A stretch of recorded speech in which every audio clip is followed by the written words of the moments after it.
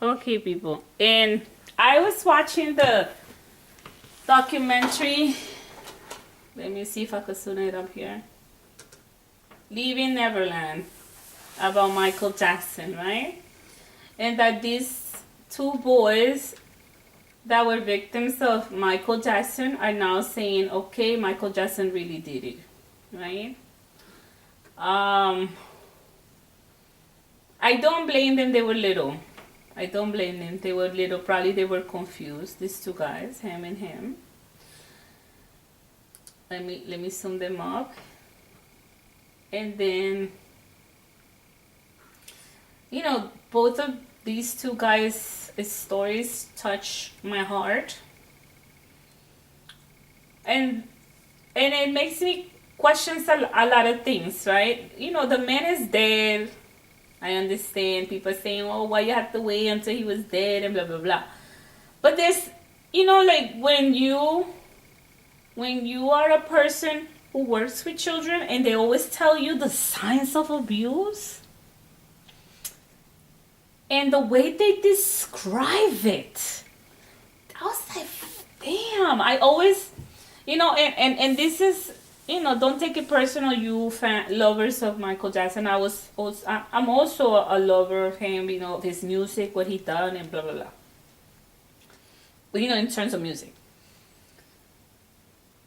But then, when someone is a pedophile, it's a person who breaks the child up in a way and puts all this information in their mind that makes the child feel that what they're doing is normal, what they're doing is fine. And that they don't really seem to see something wrong with it. Right?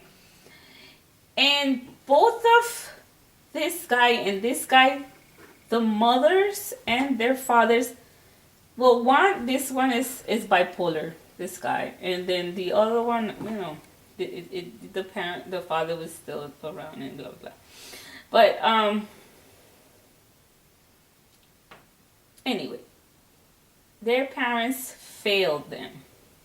And what this documentary really didn't say much and they didn't touch about certain things. Like, they never asked the mothers and parents of these kids, hey, did you ever took your child to the doctor? Right? And did the doctor ever saw something wrong with your child? Right?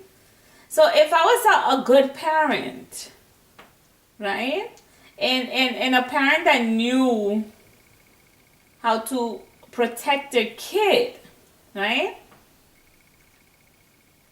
Wouldn't you take him to the doctor at some point? So that's when I said, oh, wait a minute. Was this true or not true? You see? And then you keep looking in. That's one question I said. They don't talk about parents taking these kids to the doctor, always following Jackson around, right? But they never talked about like, oh, I took him to the doctor to take shots. I took him to the doctor for regular physical. And, like, how come a doctor missed this? I'm not blaming the doctors. No, I'm blaming the parents. And then, secondly, he kept saying, oh, but we will have these sleepovers and we just sleep, right? Why you... Okay, you see, I even heard one time they said, oh, Michael Jackson should have never been called the king of pop. He should have been called the god of pop. And that's what he was. He was a god. Okay? So, all of us fall into this seduction of Michael Jackson, right? And you will say, oh my God, what he's saying, it could be true. It could. But then now, I'm in my 40s right now. And I said, and I have, 2 children.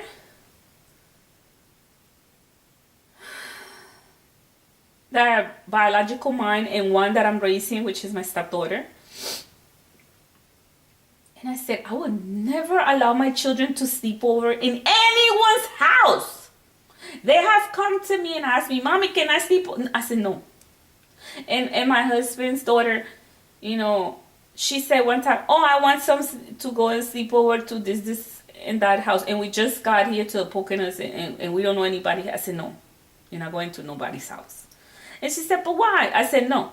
You don't know if that person has, you don't know how many brothers and sisters does that girl has. Do you know? Oh, no, I don't know. What if that girl has a 25-something-year-old brother and you don't know? What if that 20-something 5-year-old brother touched you? And would you tell me? And then she said to me, and listen to her answer, people. She said to me, no, I wouldn't tell you because I know how you are. So I will be afraid of your reaction, and I know what you could do. You're gonna be calling the cops. You're gonna be doing, all kinds of things, and I don't want to get involved in the middle of those things. So honestly, I think you're right. I would have never tell you anything. You see? So click, boom. My kids will not trust me. My kids will be always scared if something like that will happen to them, and they will not tell me.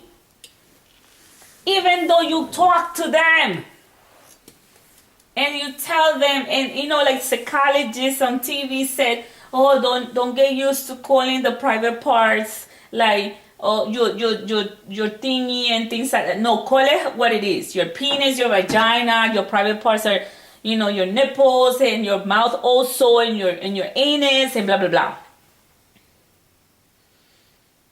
Because children, when someone is sick in the mind, are so easily to just break down and manipulate, brainwash.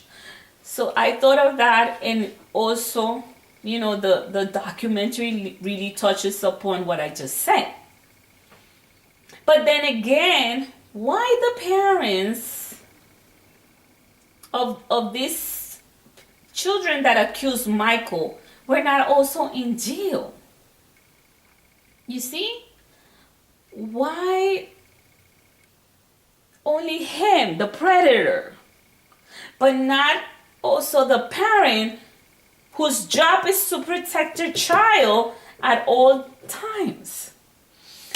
It was so upsetting just watching. The mom said, oh, but it looks so innocent, and I let him sleep with him, and I just, this one, oh my God, she's so annoying. This woman, her. She kept saying, everything looks so innocent, and I just listened with my ear on the door. Damn, open the damn door. Tell your child you're not sleeping with a 30-something-year-old person that is not even your family, your father, or nobody. And then I said, well, then Michael, you never, how superstars are, that they always sleeping with this one and they sleeping with the other one. You don't see that with Michael. And what was wrong with all of this thing, right? What was wrong with all of this thing? Was Michael really sexually abused by his father? Because the study said that abused children tend to abuse later on in life. And we don't know much about Michael's private life because he kept it so private.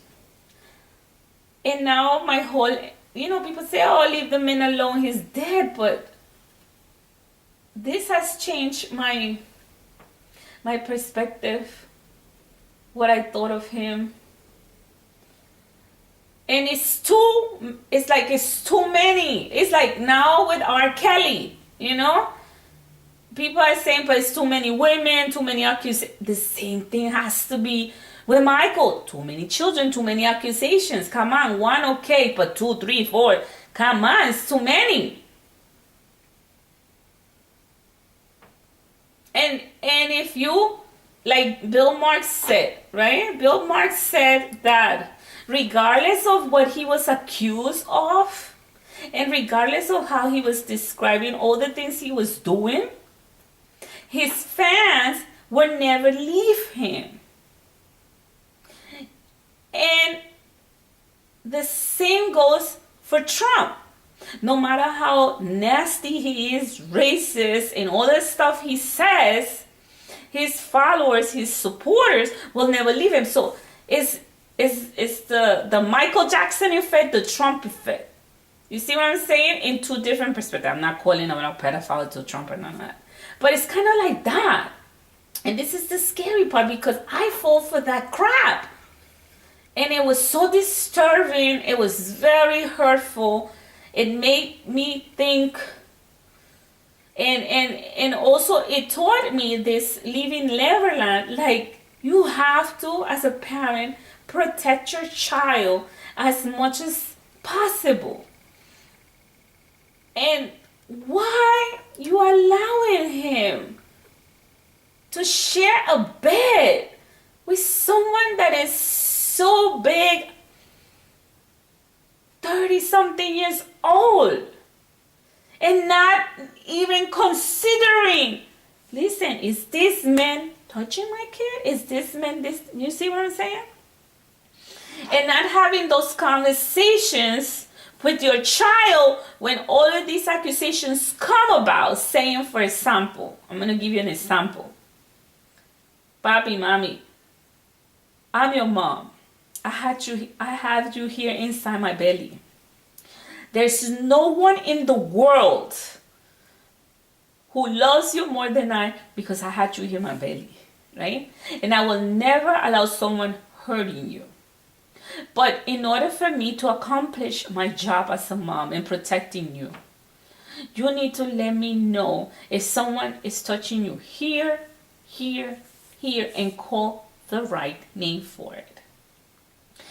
If you don't let me know, I will not know, and I won't be able to protect. Why these parents of these kids, let me show you again, these two men who are adults now, why their mothers never had that conversation? Why? Because they were more concerned about the champagne rooms that, the champagne that they had in their rooms, their comfort, and they didn't care about, it was basically selling their kid to this man to have a lifestyle. And I'm sorry to say it, but it just looks like that, right? So I'm willing to sacrifice my child because I want to live good in Neverland, and look at this, I would never have this if I work all my life, right? And none of these mothers had that conversation saying, if you don't tell me, if you don't let me know if someone is doing this to you, I want to be able to protect you. And lecturing them and tell them, not on a constantly basis, but having those conversations. When you talk to kids like that, and then you say, I'm not going to be upset. I'll be upset if you don't tell me. And then you get hurt because if someone touches your penis, it's not right. You only 8 years old. You're only 10 years old. That is something wrong. That's what I'm trying to say. Now, people are saying, oh, but it was the time. It was the 80s. It was the 90s. Come on, Paola. We didn't have those conversations until, you guys who were born in the 70s and 80s became parents. And then you started having this conversation with these new millennium kids. Okay, the 2000 babies, right? And then you say, okay, that's acceptable. So, my question is, were these two moms naive? The mother of these two boys really knew and didn't care? Because up to a certain point, come on, that didn't ring a bell to you? That didn't really ring a bell? Why? The signs of abuse is a consistency. It's a sequence of events. Why nobody really said, This is not normal. And you know, Mr. Jackson, I know you have a lot of money, but you're not gonna sleep with my boy again. And then gradually taking this boy away, and then you tell him, no, papi, that's wrong. You don't do that because this and that. Never in the documentary. And I watch it, come on, it's 4 hours. It's really long. I watch it from beginning to end. Nobody reflect, like the documentary didn't never reflect. Oh, I took him to the doctor as soon as I find out the accusations of sexually abuse. As soon as I find out that this man was charged with all that stuff, I took him to a psychiatrist for an assessment. Nothing was done. So I feel that this child's mom, at some point she knew.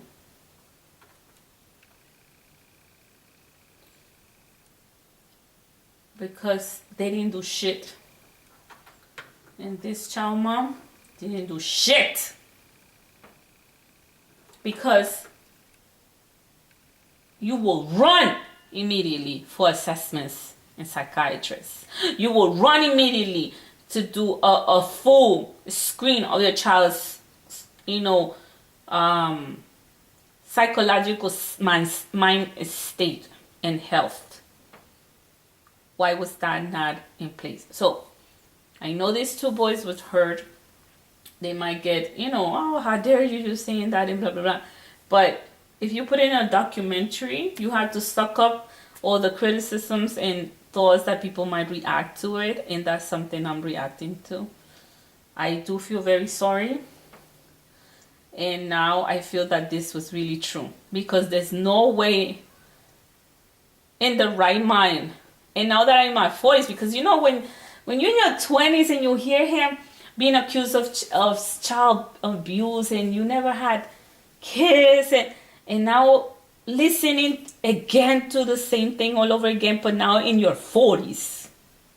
And you say, I was wrong. I was wrong because that's not normal. That's not normal. A man this age should have never slept with someone like this of this age. And you have about 30 rooms in your big ranch, and all of these kids are sleeping with you, and that didn't ring a bell. And I don't even allow my kids to sleep over in anyone's house because I said I work hard enough with Louis and myself to pay for our home mortgage, for you to have a roof over your head. Why am I gonna be sending you to sleep in someone's house when you have your help? And it's true. And that was the brought up that I received when I was a child. And it's true. Your parents worked so hard to give you a roof over your head. Why are you gonna sleep in someone else's house? Why? Why even considering it? You see? And I don't blame this boy, this choreographer. I don't blame him. I blame the parents. I blame the people around Michael who knew about these things and never say nothing. Also, you see? Like the maid. Why didn't you tell the mother? I don't think that is appropriate. I don't think this and that. But please don't put me in trouble. I'm just giving you the heads up. That's criminal. And now he dies, and now I'm gonna say everything. I need some money, some cash too. Because I think the people who was involved in this documentary, I don't know about the two victims, but somebody must have paid. Right?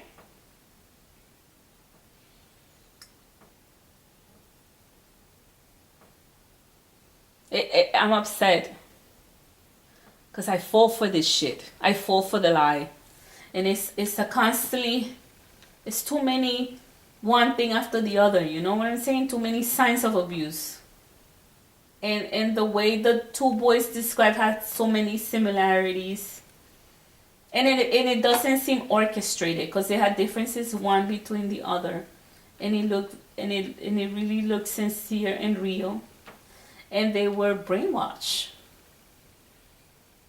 But the saddest thing was that he could have sent him to jail, and he decided not to, and now people's criticizing him, right?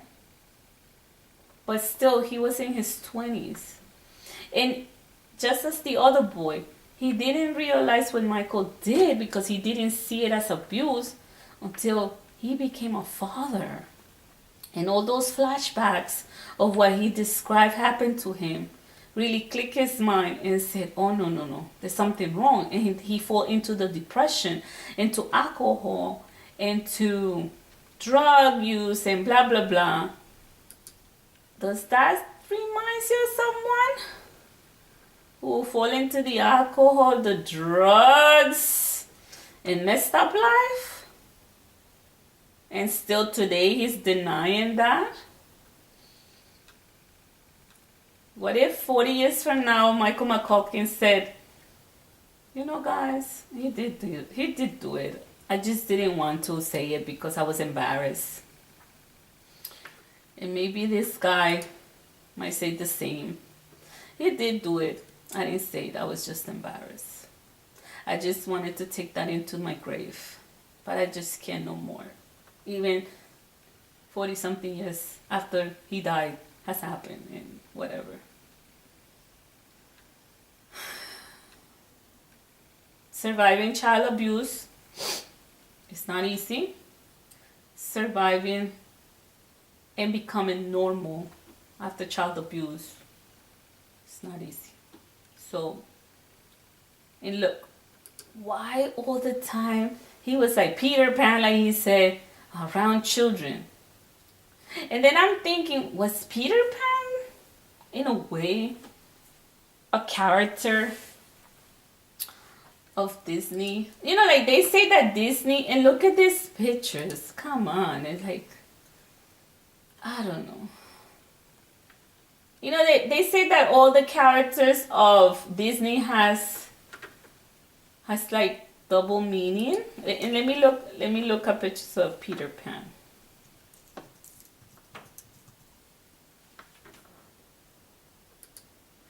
This was Peter Pan in Neverland, right? So you see, Peter Pan is this boy that always wants to be a little boy and plays with little kids and takes them to Neverland, right? And then, you know, happy thoughts and blah, blah, blah. Was Disney letting us know that Peter Pan probably was a pedophile and we didn't know all this time? And then Michael is kind of like him, and he said, I'm Peter Pan, I'm Peter Pan. And then probably Captain Hook, right, is the person who hates him so much because he knows what Peter Pan is doing to these kids. And that's why he wants to kill him. Because he's always around little kids. And Peter Pan never falls in love or something like that with a grown-up woman, because he's like this little boy trapped in someone else's body. So are we gonna call this a new you know, like what they say in psychology, diagnose, like the Peter Pan effect or something like that? Was that what Michael Jackson was?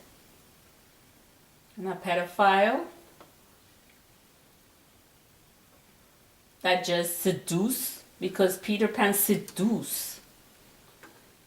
You know, Peter Pan, you would never think something wrong about Peter Pan or doing or even think about that why he's around so many kids, and not questioning that. So it's something that you guys have to think about. As a mom, right now in my 40s, my perspective about Michael Jackson's and the stuff I heard back in the 90s and now in 2019 has shocked me. It has really changed my life and has teach me that I was wrong and that I should have never allowed in my mind that a 30 something, 40 something year old man who has no connection biologically with this kid, it's okay for them to sleep together in a bed and share a bed. No. And I'm sorry.